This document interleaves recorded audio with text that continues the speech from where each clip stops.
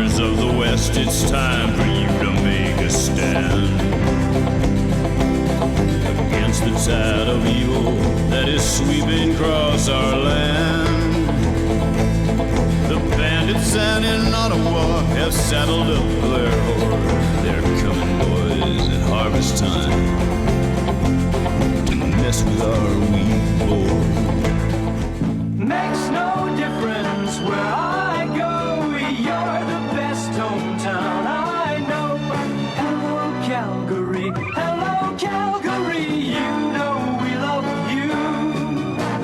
Makes no difference. The Alberta Advantage is a bi-monthly political commentary podcast that offers analysis on Calgarian and Albertan politics from a left-wing perspective. You know we love you. Hello and welcome to another episode of the Alberta Advantage. I'm your host, Kate Jacobson, and today I have kidnapped several other Team Advantage members and forced them each to read like a dozen books about wheat so we could bring you this episode about the greatest grain of all, wheat. Joining me today are...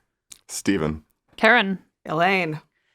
And we are going to be chatting today about agricultural development on the prairies, cooperative marketing, agrarian radicalism, and a whole bunch of other topics that we are going to get right into. So let's dive in. Who is excited to talk about wheat? I am, yeah, absolutely. And there's some... Who wouldn't be excited? I don't understand. Yeah, I understand that it's just being legalized, None so of us have guns totally to our heads. great.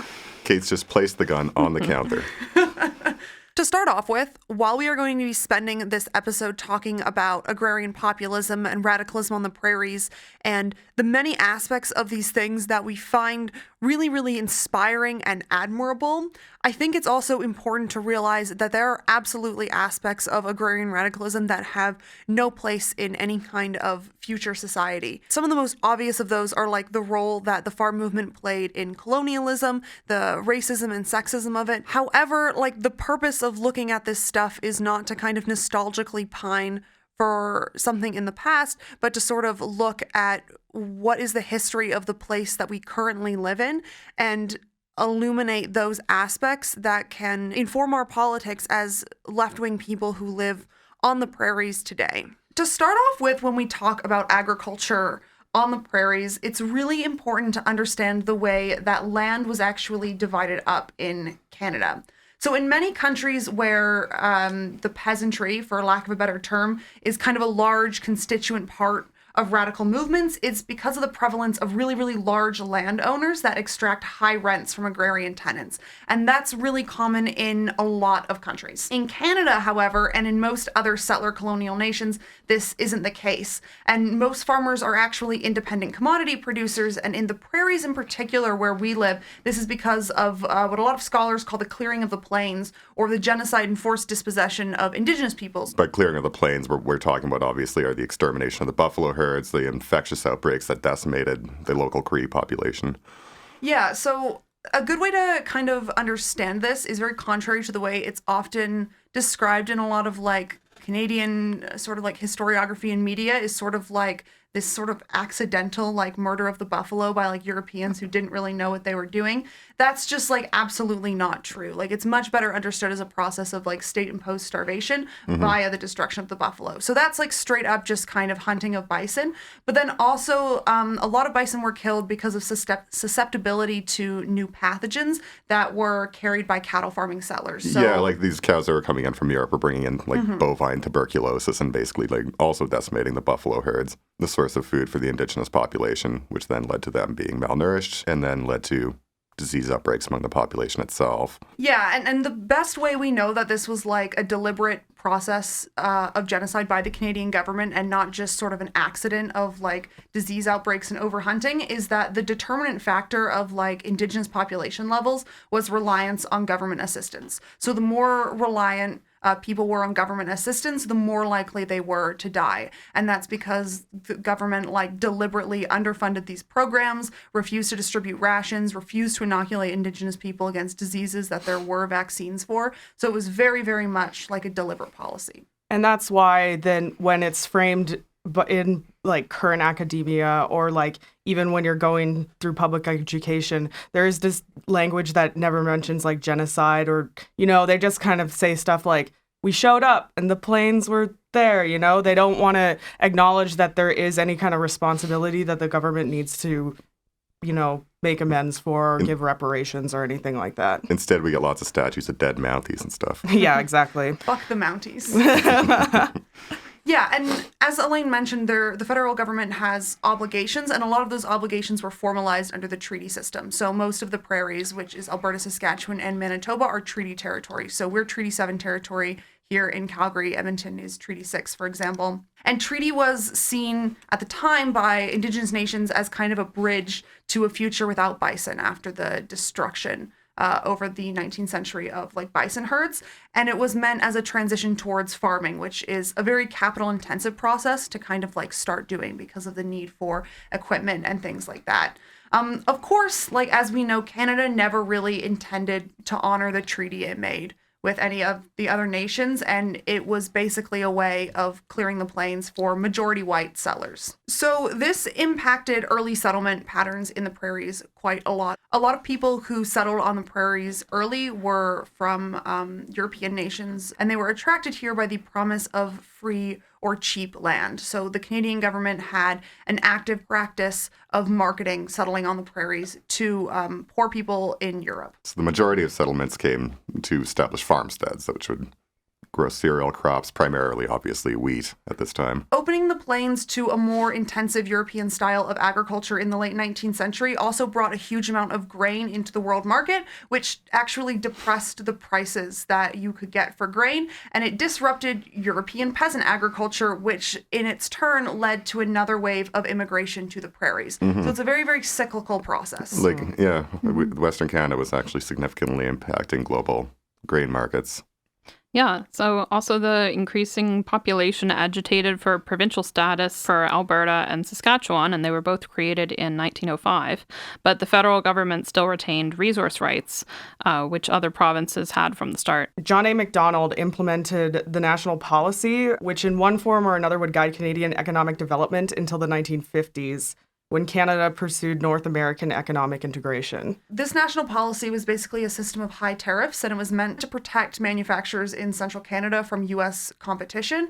And then newly acquired, in a lot of air quotes, territories in Canada would basically be settled as economic hinterlands to provide raw materials in order to expand Canadian industry. And that was the formal policy of the federal Canadian government. So this way that Alberta and Saskatchewan were not given resource rights that other provinces had from the start was part of the national policy and a way of keeping the West as a source of raw materials. And it was really, really highly resented on the prairies, who, fun fact, regularly voted for the free trade-oriented Liberals.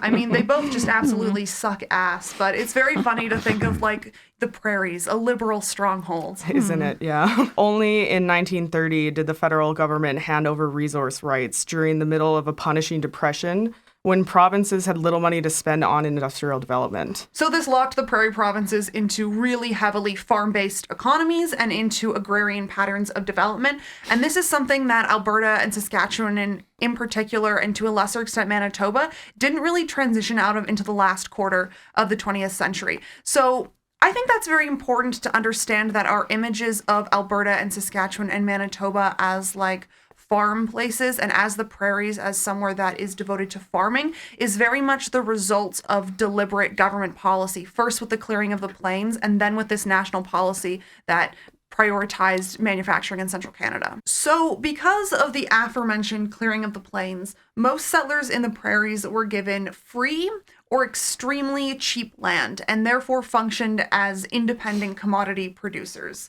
This gives farmers in the prairies a very particular relationship to capitalism and led to the emergence of what many people call agrarian consciousness, as opposed to your more traditionally Marxist conception of class consciousness. This massive new class of people, massive new group of people from all across the world is now populating the prairies. Because of this access to like the land being free and cheap, they're kind of temporarily immune from the process by which like the petite bourgeoisie, by which like we mean sort of like small business owners or people who own kind of like small amounts of land or property or the means of production, that kind of thing, those people are traditionally rendered kind of subordinate to capitalism as a system, but that's not what happens in the prairies. These independent commodity producers become a very large constituent part of the prairie economy. It's to say, the enduring idea that owning land is the one bit of independence that you have from capitalism. Like that line from Oh Brother, Where Art Thou? Where it's like, you ain't no man at all unless you own land. Like the prisoner's talking about his dreams to own land one day. Kind of an insidious ideology, actually, because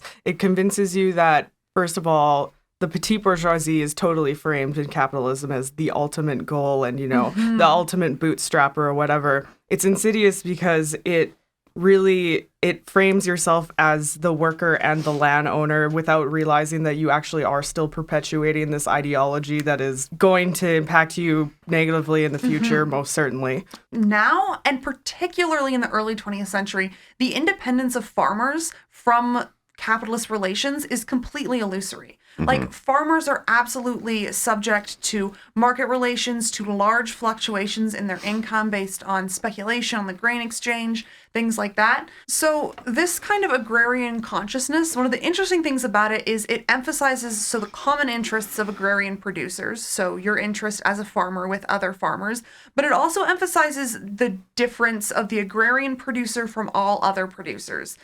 And by that, it basically kind of fails to comprehend, like, the essential class position of being a farmer in the prairies at that time. They were certainly victims of like private capital, the farmers. I mean, as we saw with like the operation of the private railroads and these like little local monopolies that would be set up originally under these privately owned grain elevators. So there's private railroads at the time and there's private grain elevators. And these often lead to like spectacular failures for farmers. In 1901 in rural Saskatchewan, there is quite a famous incident where half of this bumper crop of wheat is just completely lost because the private railroad and elevator companies just fail to ship it out before like winter sets in. And that really built resentment among farmers against like private monopoly control of the movement of grain. And also, for what it's worth, farmers burned down grain elevators and tore up tracks on the CPR main line when they found it out. That's praxis. Like, that's good. Farmers go off. Yeah, this is kind of seems to be where the radical history of wheat kind of kicks in, when the farmers really find themselves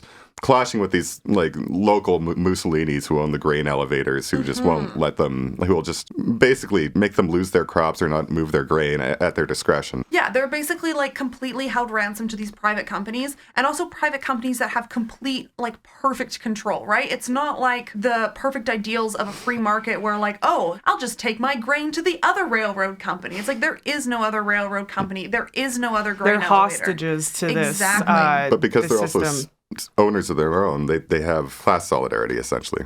Yeah, so and that's what really leads to kind of the emergence of like anti-capitalist ideas in agrarian society, is basically dealing with these private monopolies when it comes to moving grain. So they burned down some elevators and tore up some CPR tracks.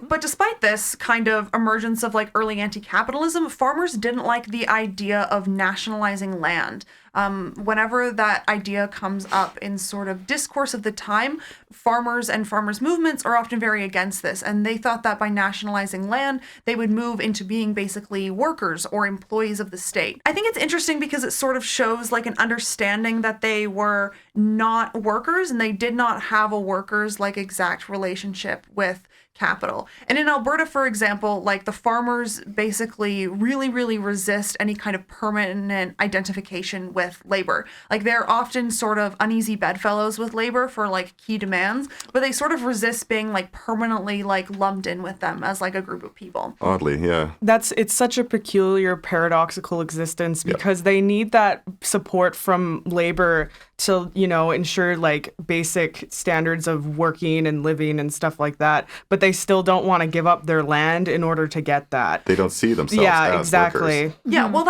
that mistaken consciousness is basically necessary to survive under capitalism, right? Like, it's a consciousness that is accurate enough that it gives farmers some cohesion in resisting the pressure of capital and thereby, like, providing them some defense to mitigate like the very weakness that the consciousness sort of entails. It's also important to point out that when we talk about the agrarian movement or agrarian consciousness, it's not like a completely solid idea. And we've said that farmers in Alberta, for example, resisted any permanent identification with labor, but radicals in the farm movement actually described farmers as agrarian workers, and they did not describe themselves as farmers. So you can see that there's like very much an internal discourse within like agrarian radicalism and agrarian democracy on the prairies. So you basically have two sides. You have gradualist liberal development that's designed to solve specific problems versus class-conscious radicals who were believing that farmers would never be secure until their economic enemies were broken.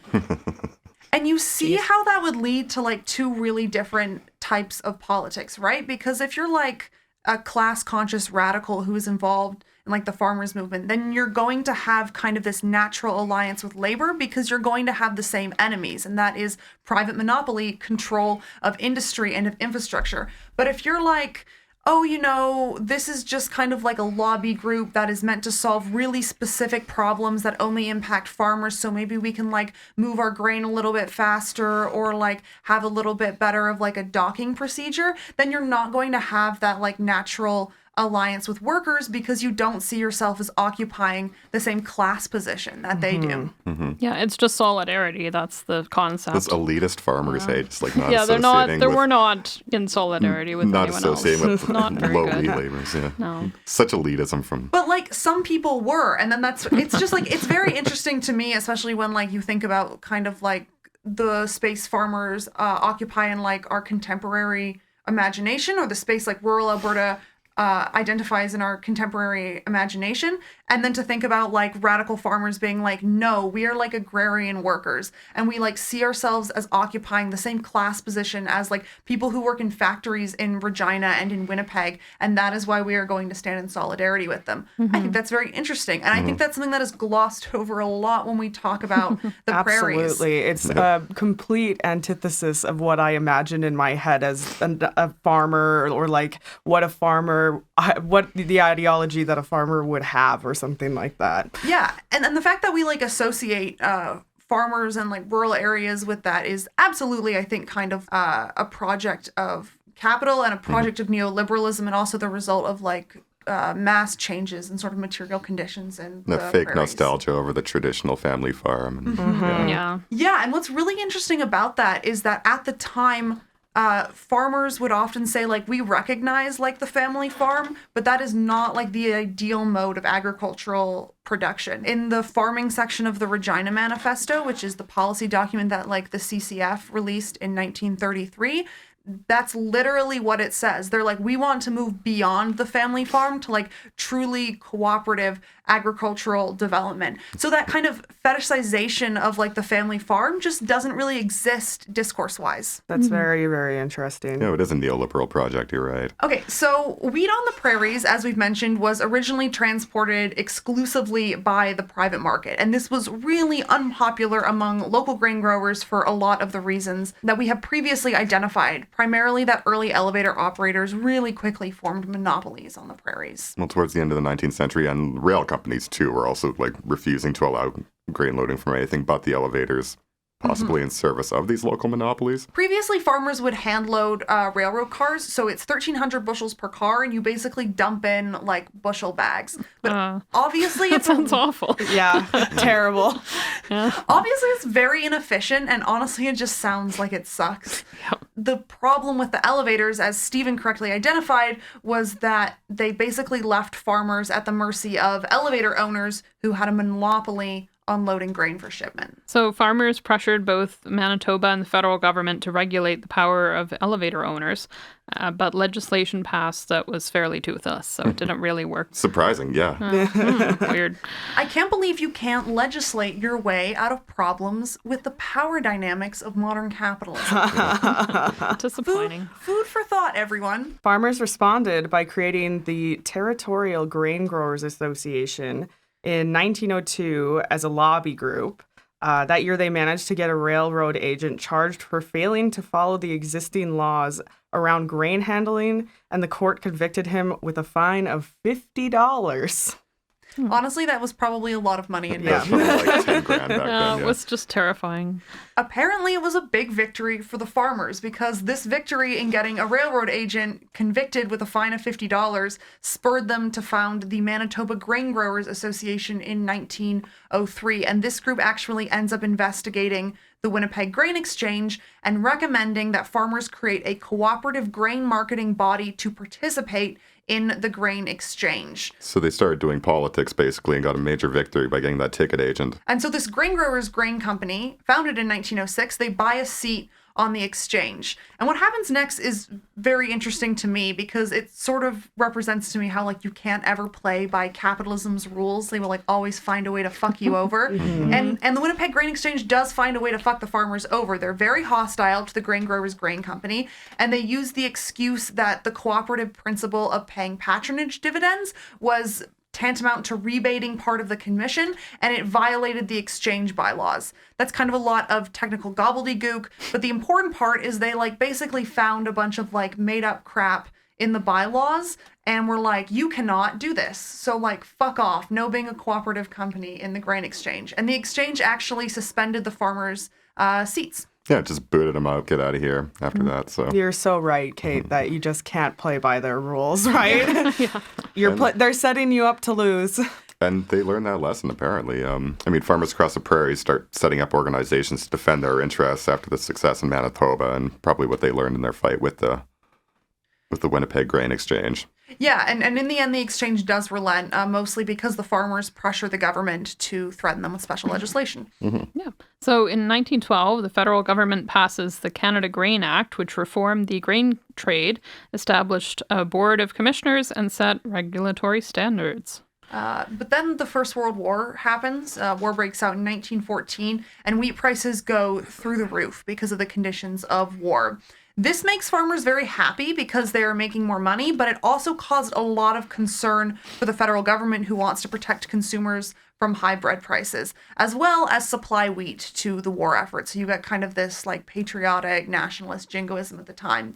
In 1915, the government starts intervening in the market. By 1917, the government actually suspends all market trading of grain, and they create the Board of Grain Supervisors, which was given the power to fix prices, but not the power to buy or to sell. Well, by 1918, the board's given power to control all grain marketing, becoming the sole purchaser and seller of grain in Canada. The war ends, of course, in 1918, but this board, which was actually called the Canadian Wheat Board, it is the precursor, basically, of the Canadian Wheat Board that existed until the Harper government sold it off. The one we all know and love. The Wheat Board that Bringing you, out dear the- listener, know and love. Bringing out the classics. The same wheat board that was sold to a hostile foreign Saudi company that's now threatening us with it? It would be wheat that board? one. Okay. But the one that was created in 1918 is a precursor to it. The war ends the same year it's created, but the board actually continues into 1919. It secures really, really good prices for farmers, which actually convinces a lot of skeptics in the government, in the business community, and also among farmers of kind of the power of this like centralized single desk marketing of grain.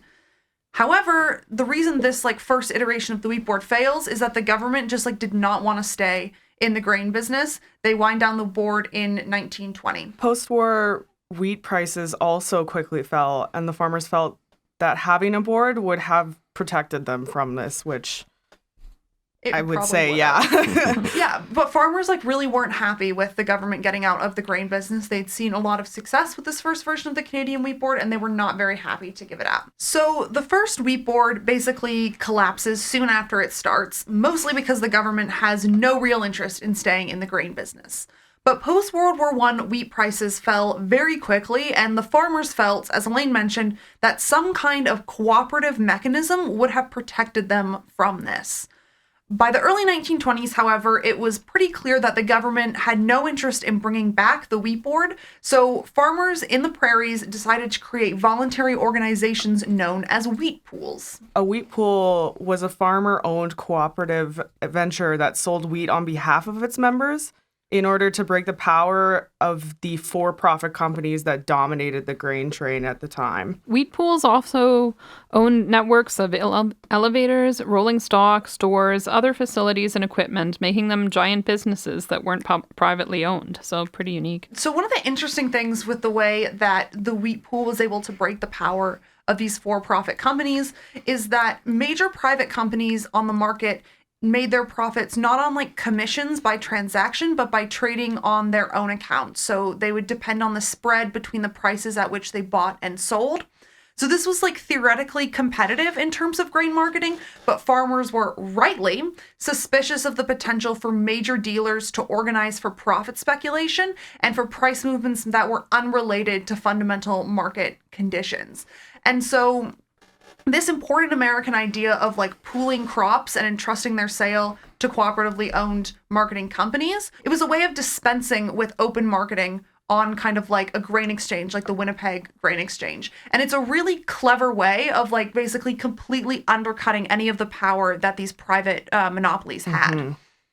Yeah, so basically the idea here, like they're not just pooling the actual grain itself, they're pooling resources and forming organizations, which will then, like on the organizational level, like lead to political education. Yeah, very much so. So like they're pooling the grain, they're pooling the resources, and they're also selling directly to, in many cases, directly to export customers. So there's not sort of like this market. People aren't buying and selling it for the sheer idea of making profit, which removes a lot of price speculation. And the idea for the farmers is that it would reduce fluctuations in income, which was one of the big problems they faced at the time. And the collective action actually gave the farmers the power to just like actually go and buy up these networks of elevators and stores and facilities. So throughout the 1920s, the pools were enormously successful. The wheat prices weren't as high as they were during World War I, but still respectable. Yeah, pooling permitted farmers to realize higher average prices and minimize price fluctuations. In addition to improved and more stable prices for grain sold, there was also more farmer control over things like grading and dockage procedures, reduced handling charges, like the private monopolies couldn't nickel and dime them for all these little things here and there.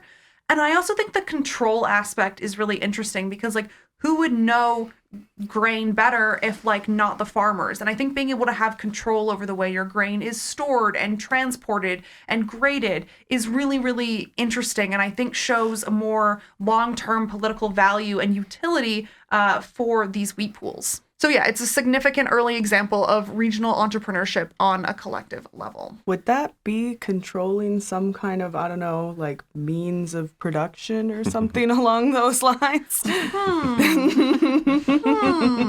It's worth noting that the pool was generally a second choice for farmers after the collapse of the first wheat board. It wasn't their ideal. What they wanted was a wheat board.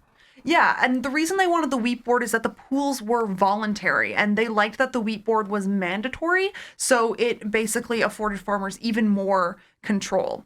However, the pool was supported by, at the time, ideological liberals who approved the method as a way of making supply and demand more accurately impact the grain market, and also by cooperative purists at the time who were happy that the pool would return profits according to use and not to investment. So like from the left, the critique of the pool instead of having a wheat board was that partial cooperatives in industries were only weak and temporary remedies. They basically changed the competitive struggle of individuals in the market to the competitive struggle of groups in the market. So instead of individual farmers competing and trying to sell grain, you had like the wheat pool competing with private businesses. But they wanted no competition in like wheat marketing, period. They wanted there to be planning for use instead of for profit. So for grain, it was the idea that unless the pool controlled the entire crop, it would not be strong enough to protect farmers. Again, you have a left-right split. One opinion is that the state must be used to prevent the minority from weakening the movement, and that would be the left-wing position.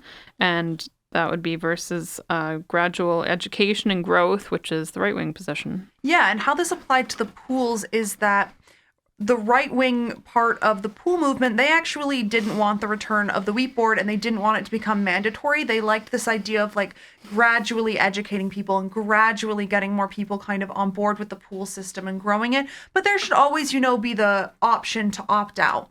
Whereas the left-wing position was like, no, like the state has to intervene because otherwise the minority is going to critically weaken our movement for control over grain. So the Alberta wheat pool forced grain elevators into compliance by instructing members to deliver wheat into elevators for storage only, then to send storage receipts to pool headquarters when they had the carload accumulated. The pool would then order out, leaving elevator companies with only the handling charge of $1.75 a bushel. This is less than the pool was offering them to act as pool agents for receiving the wheat. Yeah, so the pool basically blackmailed grain elevators into joining the Alberta wheat pool, which I think is good. Beating them into submission. agree. Yeah. I'm just going to come out and say it. I think that's a good use of your time. Because But, the like, elevator companies were like predatory fucking like assholes, right? Like, And it sounds like from what we can't say this enough. If you're playing by their own rules, they're going to win every single time. So you have to kind of take some action that is outside of the realm of the structure that's already created to create a better structure. Exactly. And one of the ways they did that is they sold 80% of grain that the Alberta wheat pool collected was sold directly to export customers. So they bypassed this Winnipeg grain exchange that was hated by grain farmers entirely. and it was sucked like, by all fuck accounts. you. It So- wasn't great. So pool services went beyond crops and included a library, circulation of 11,000 books in Saskatchewan, a newspaper, weekly radio,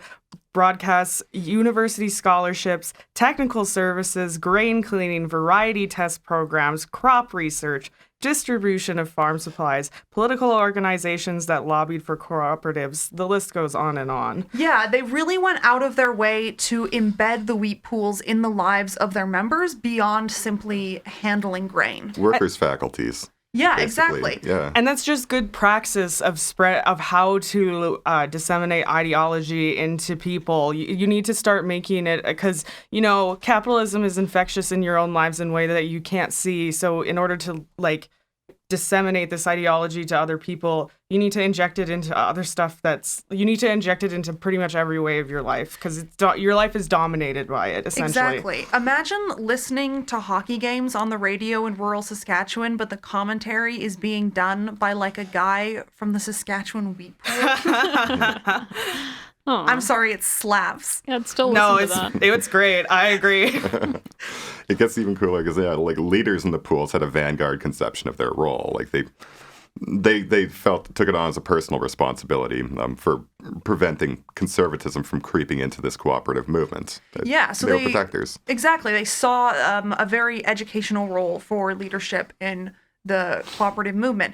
And I think that's interesting because it shows that they were completely aware of the challenges of conservatism creeping its way into the cooperative movement. They built a socialist institution that came to be culturally important on the prairies for quite some time. Yeah, and they were encouraging people to start new consumer cooperatives and marketing pools and purchasing associations.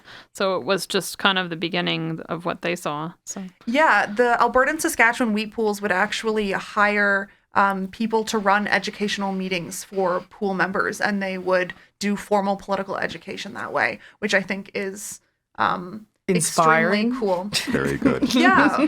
One of the things one of the folks who's doing it said was, as the state assumes a greater control of business, it must in turn arrange facilities for the extension of control by the people. This is the only assurance we have for equity, justice, and security. It is cooperation. And I think that slaps. That does slap. I indeed. agree. So one of the other reasons I think that the pools are such a great example of socialist praxis is also that they were democratic institutions. So Stephen mentioned earlier that the Alberta wheat pool had control over 50% of the wheat acreage in Alberta, yet it was still a democratic institution. They elected delegates who would make decisions. So this is a completely democratically run organization. And I think that's incredible when you think about the scale of like equipment and agriculture and land and like grain they are moving. To have that being run by people who are like voting from the bottom up is amazing. And impacting worldwide markets while they do it. The success of the wheat pools and the resources they acquired encouraged them to expand the cooperative movement in the prairies. And this was really enforced on the prairies by the experience of the Depression, and people had to rely very heavily on one another during the Depression because the markets were just failing on such a catastrophic level. So retail co-ops provide guaranteed buyers for producers' co-ops that often faced being shut out by traditional retailers. Retail co-ops also ensured that communities received goods they needed if private businesses didn't think that it was profitable to open up shop. The wheat pools were so successful and so emblematic that other cooperatives could point to them and say, look how successful this is, look at how large it is, how well run it is, and how it is giving back to the communities and to the people who need it the most.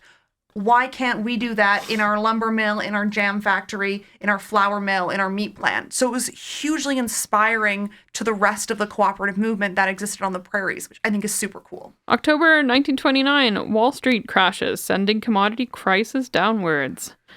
At this point, creditors tried to force the wheat pools to sell their wheat in storage, which would have been a big loss for the pools.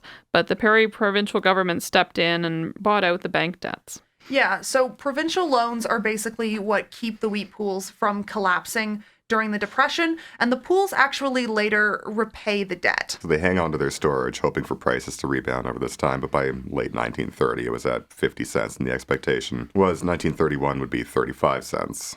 And the pools actually have to begin releasing farmers from their obligation to sell to the pool, so farmers could at least get something for their crops. A lot of farmers, however, still supported the pools, and many felt a compulsory board for everyone would finally fix this problem. In 1935, the federal government responded and created the Canadian Wheat Board. Woo! Crowd cheering. Hype! While not initially compulsory, the CWB did offer a price floor that was higher than market prices. So most farmers opted to sell their wheat to the board. And basically what a price floor is it's the minimum price you can expect to be paid for your wheat as a farmer, and the CWB one was higher than what they could get on the market. So this meant that through the 1930s and also World War II, the CWB was selling wheat at a loss, financed by taxpayers. In 1943, the CWB became compulsory, and in 1949, barley and oats were also put under its control. That's a shout out for the barley and oats fans in our audience who are just like, stay all of tuned for this the barley wheat, I don't know, man. Who are like the greatest grain of all, wheat? Fuck off. We're the Millet, Cereal Crops actually. podcast. This is us now. We'll The wheat get there, pools Dave. themselves did remain at this time, we should say, that like they were no longer responsible for the sales. Instead, they're specializing more in things like elevators and farm services. Yeah, so the CWB being created is very much due to the incredible organization and agitation of farmers on the prairies. Farmers really, really wanted a single compulsory marketing board. In 1930, 1,500 farmers stormed the legislature in Regina demanding a mandatory wheat board. So the wheat board becomes mandatory in 1943 during World War II, and it stays that way after the war and until it is sold off by the Harper government. After World War II, Canada and the US actually had an entente with one another where they would basically fix world grain prices and avoid competition with each other. However, thanks to improving technology that meant that you could get higher wheat yields per acreage, both countries were dealing with increasing surpluses of wheat that were very, very difficult to get rid of. And in 1964, the US abandoned the agreement and they subsidized the cost of its grain sold abroad, basically just so they could grab their market share. And this was really not good for the CWB. They saw their market share fall from about 25% to 17% by 1968. So the share of all wheat being sold world, that is Canadian wheat, is falling. Now we are going to move into one of my favorite incidents in world grain history. The story of how the Soviets used the free market to fuck with America. Top 5 grain stories, for sure. For a little bit of a primer on it, it's basically an incident called the Great Grain Robbery. And it's called the Great Grain Robbery because the Soviets purchasing all of this wheat causes American food prices to go up.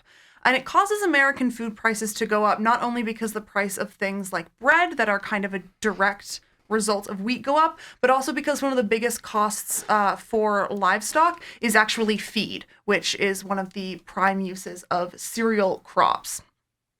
And what happens is literally the Soviet Union, who is flush with hard cash at the time because of the way oil is working in the world market, uses a lot of that hard cash to basically just buy all of the wheat in America. In Amber Waves of Grain, James Traeger writes, however efficient U.S. agriculture may be, and whatever that efficiency may owe to a competitive free enterprise economy, it was the free market system that enabled the Russian purchasing agents to buy so much U.S. grain without having Americans find out about it. Yeah, so basically because the Soviets are making deals with all these like individual American firms, they're able to just keep purchasing it and the Americans just keep selling it to them. Without knowing it's them. Yeah. Yeah, whereas like in Canada, for example, like the Soviets also purchased a lot of wheat from Canada this year, but the Canadians were like, because there's this mandatory like single desk, they were like, okay, we will sell you this much wheat. And the Soviets were like, can we have more? And they were like, no, that is the amount of wheat we are selling you. But like in America, they just kept buying it. Imagine being the Soviets at that time. They're probably like, hey, the Americans like just keep selling us all of this wheat. It's such a subtly passive-aggressive way to fuck with somebody. It gives me so much respect. It's great because it's like, oh, you like markets so much? You think markets are the most efficient way to allocate goods I'll and show resources? you. Oh, man. How do you like your markets now, United States? We weren't doing this purely out of spite, though. I mean, we should mention. Well, I mean, I assume they wheat, yeah. needed to feed Soviet Yeah, citizens also. But there was massive crop failure in the Soviet Union that year, which is why they were doing it. But it is just funny to me because it never would have happened if there wasn't a free market system. Like the free market system was the only way the United States was able to be like exploited like this, and it's very funny. And Nixon, who was president at the time, he was actually criticized a lot for this because it led to a spike in American food prices. That's one of the things that people who are not normally political like notice the most. Like if you go to the grocery store and all of a sudden chicken is more expensive, beef is more expensive, bread is more expensive, you're really going to notice that. The Senate Republican leader Hugh Scott actually said at the time that this attack on President Nixon was spurred by people associated with the Canadian Wheat Board. This guy is playing like 12-dimensional chess. Oh my God. Like in the end, like the Canadian Wheat Board actually warned the U.S. Department of Agriculture about the amount of wheat the Soviet Union was purchasing before there was any spike in food prices as a result of increased wheat exports at high price. The Canadians literally noticed this was happening because of the single desk, and they were like, hello, America. You may have noticed the Soviets are buying a ton of wheat. No. And the Americans were like, no, our free market system always allocates goods and resources perfectly. I don't know what you could be talking about. Invisible hand, goodbye, Canada. The Canadian Wheat Board also kept the price it sold wheat at as a secret, which really, really annoyed the United States because Canada kept selling millions and millions of tons of wheat to the USSR, but the State Department didn't have any way of knowing how much the Soviets paid for it. So they basically had no idea at any given time whether they were being like fleeced or not by the market. as the largest single seller of wheat in the world, the CWB had significant power to shift markets. In August of 1976, the CWB determined that there was going to be a bumper crop of wheat in North America, which would mean problems for selling all of Canada's harvest. And the reason for that is that wheat is normally a buyer's market on the global market. There is just a surplus of wheat that is produced in general, so buyers or sellers have to compete for buyers instead of the opposite way around. So they anticipated it, and they're like, well, wheat futures were still strong, knowing that this drop in prices was going to happen. the CWB secretly approaches private traders and offers them Canadian wheat at a substantial discount to the current market prices. Basically, the spot market for grain collapses abruptly because traders stop buying U.S. wheat and they start trying to sell Canadian wheat because of the Canadians offering a substantial discount in order to capture their share of the market. It was several weeks before the U.S. Department of Agriculture realized what was going on as they noticed Canadian wheat being sold to Indonesia. The USDA contacted the CWB, complaining that this would lead to, quote, unnecessary weakening of the general level of world wheat prices, unquote. But when the Americans tried to find out what prices the CWB was selling at, the response was, we're not telling you that. Stop interfering with our business. Go away. Yeah. So, in fact, Canadian wheat was now being purchased by American millers just as the U.S. crop was being harvested. And that infuriated U.S. government, who were currently told by Ottawa that there was no limits on the destination of Canadian wheat. And that's quite a mood as well. So because the U.S. had no central control over its wheat marketing, the Secretary of Agriculture actually had to admit that there was nothing he could do to stop the CWB from cutting prices to grab market share from U.S. farmers. Today, we typically don't think of farmers as a particularly radical group. And that, in many ways, can probably be chalked up to the fact that we've seen a really radical reorientation of rural life in Alberta, in Saskatchewan, and in Manitoba throughout the latter part of the 20th century and the first decade of the 21st century. Yeah, so in the first decade of the 21st century, Alberta and Saskatchewan, to a lesser extent, are in the midst of these huge economic booms driven by soaring oil and gas prices. These booms are driving hundreds of thousands of Canadians to Alberta. I mean, similar to what had occurred a century earlier. Since the discovery of oil at Leduc, I mean, Alberta's political cultural landscape changes forever. Oil extraction is seen as the key to ending Alberta's dependence on agriculture and bringing industrialization and urbanization. And the current results are pretty clear to see, even in Alberta, which is still dependent on world commodity prices. Yeah, so think about the fact that in like 1941, 48% of Albertans lived on a farm. In 2001, 6% of Albertans lived on a farm. So that is a radical reorienting of Alberta's demographics away from farms and towards the cities. As we touched on, yeah, it creates a whole new middle professional urban class.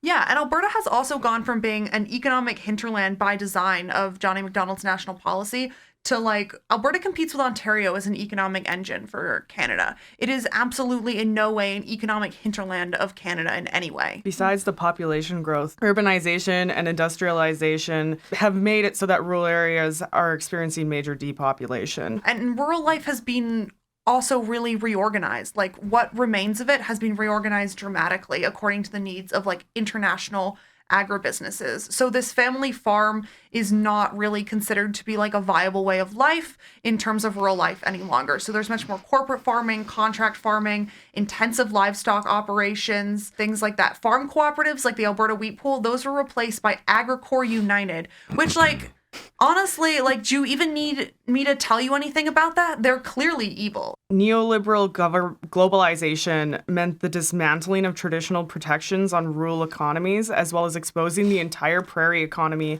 to the international market, instead of being captive to central Canada. So yeah, there's been like a huge political shift on the prairies. Like agriculture is no longer seen as kind of the defining characteristic of the Prairie West, except in this like very reactionary, like faux nostalgic way that is weaponized by like conservative projects. 100%. The pressures on the rural West that we've mentioned have made it in many ways like a very politically reactionary place where it was previously like in many ways quite progressive. So farming has become a lot more capital intensive, consequently meaning less jobs. Corporate concentration in the agri-food industry has shifted the balance of power away from protecting farmers' livelihoods towards treating them as a low-cost raw material inputs. This illusory power that farmers thought they had, that they owned their land, is like completely being revealed to be as hollow as it always was. They are being treated by international capitalism, as Elaine said, as low-cost raw material inputs into like making profit for these giant agribusinesses. Yeah, like what's exposed to global neoliberal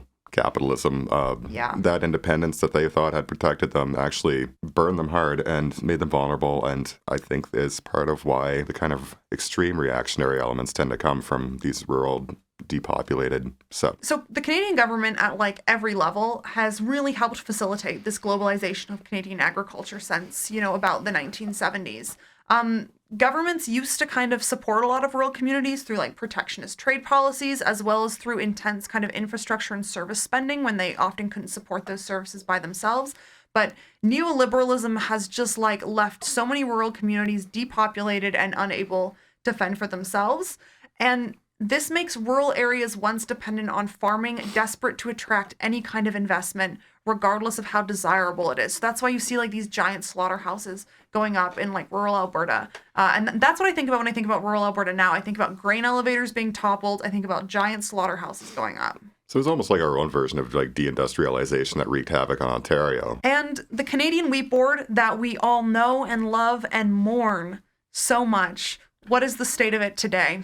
Sold to a hostile foreign power. Sold to a hostile power by the Conservative government. By Harper's Conservative government. And for what it's worth, against the wishes of Canadian farmers. A plebiscite found that 60% of Canadian farmers wanted to keep the mandatory single desk marketing for Canadian grain.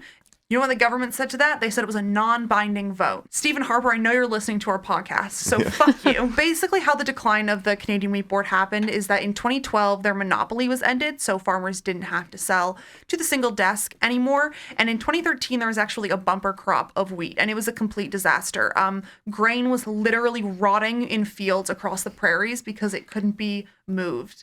And the reason for that is that the price of oil was quite high at the time, so oil companies, who were considerably more powerful than individual independent commodity producers, were buying up space on the railroads. And this never used to be a problem because an organization like the CWB, it had the entire share of the market, so it had a lot of purchasing power to be able to get grain to market and to be able to move it around. And individual farmers just did not have that, and they will never have that. That's one of the reasons an institution like the CWB was so important. It also helped Canada to plan the way things were moved around the country and the way investment and profit was moved around the country. A great example of it is the port of Churchill, which relied a lot on grain being shipped out of the port there.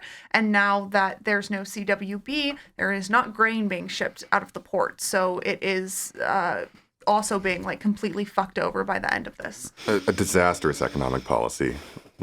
Yeah, and now like the Canadian Wheat Board, that was fought for by like farmers in Saskatchewan, like storming the like provincial legislature in Regina, is now owned by like a subsidiary of Saudi Arabia's sovereign wealth fund. It's owned by some fucking capitalists. Who, at the time of this recording, I believe, is still openly hostile towards us and threatening to use the wheat board against us. I wish we could have the cool farmers from like a century ago. I know. Hey, there are still some extremely cool farmers. Cool farmers. Who are they? The National Farmers Union is tight as hell. So huge shout out to the National Farmers Union. We love you and you are the troops to us. So are we done talking about wheat? Can we go now? We are absolutely not done talking about wheat. So I have this wonderful book in front of me called The Western Canadian Farm Trivia Challenge, which I purchased at the Calgary Reads book sale in May of this year, and which has honestly provided me with hours and hours of fun and enjoyment. Okay. So before each of you can leave, you must answer a question about wheat from Western Canadian Farm Trivia Challenge, and if you answer it correctly, you can go. Karen's making you move for the gun. Shoot me, shoot me. No. All right, who wants to go first? I'll go first. All right, Stephen. Question. In what year did Canada produce a record amount of wheat? A, 1928, B, 1953, C, 1974, or D, 1991? I'm going to say 1990, or no, the second one, the 70s, was it? 1974? Is that your final answer? Yeah, I'm going with that. No. The answer is D. In 1991, Canada okay. produced approximately 32 million tons of wheat, or about 1.2 billion bushels, according to Statistics Canada figures. That makes sense. In recent years, the average production has been just under 24 million tons. You cannot leave this room. You're being banished to some kind of wheat field. Which is a privilege, by the way. All right, Karen Elaine, who's next? With rap. I guess I'll go. Karen, question. The Canadian Wheat Board exports wheat and barley throughout the world. Approximately how many countries does the Wheat Board market to? A, 25, B, 40, C, 55, or D, 70? 70. Karen, that is correct. You may leave. Oh, excellent. tell the world my Elaine. story. Jealous. Okay, I'm ready. Go. If you took all the wheat that Canada exports in an average year and put it in hopper cars, the line of cars would stretch from Saskatchewan to A. Regina, B. Winnipeg, C. Thunder Bay, or D. Fredericton. Sorry, it's Saskatchewan? Saskatchewan to Regina? Saskatoon. Oh, Saskatoon. Okay, Saskatoon, Regina, Winnipeg, Thunder Bay or Fredericton. Thunder Bay. Wrong. Fuck. Never pick C. I picked C too. According to the Canadian Wheat Board, the line of hopper cars would stretch from Saskatoon to Fredericton, a distance of over 4,000 kilometers. That was my This is just second. like, okay, so the most awesome one's always going I to be think the it's, last. I it's know. the Is how we're maximum doing this. Okay. answer that you This can is a have. Wheat is That's what awesome I've trivia learned. book. This We're is like stuck- bad faith trivia. We're gonna be stuck in wheat limbo forever. Wrong, because on the back it says, it's time to have some fun with farming. How awesome is wheat? Awesome or so awesome? In an extremely frightening font. All right, Karen is leaving. Elaine and Steven are stuck with me until they get a question from Western Canadian Farm Trivia Challenge correct. Yeah. But you, dear listener, are also free to go. So on behalf of us all here at the Alberta Advantage, thank you so much for joining us for this episode about wheat, the greatest grain. See you next one. Bye. Makes no difference where I go. You're the best hometown I know. Hello, Calgary. Hello, Calgary. You know we love you. Hey everyone, did you know that the Alberta Advantage is on Patreon? We just wanted to give a shout out to everyone who has subscribed so far. We have big plans for this podcast. We want to get into some capital S serious, capital J journalism, and maybe even invest in some downtown real estate. Check us out at patreon.com/Alberta Advantage. We can't wait to see you there, and thanks for listening. Hello, Calgary. You know we love you. Makes no difference where I go. You're the best hometown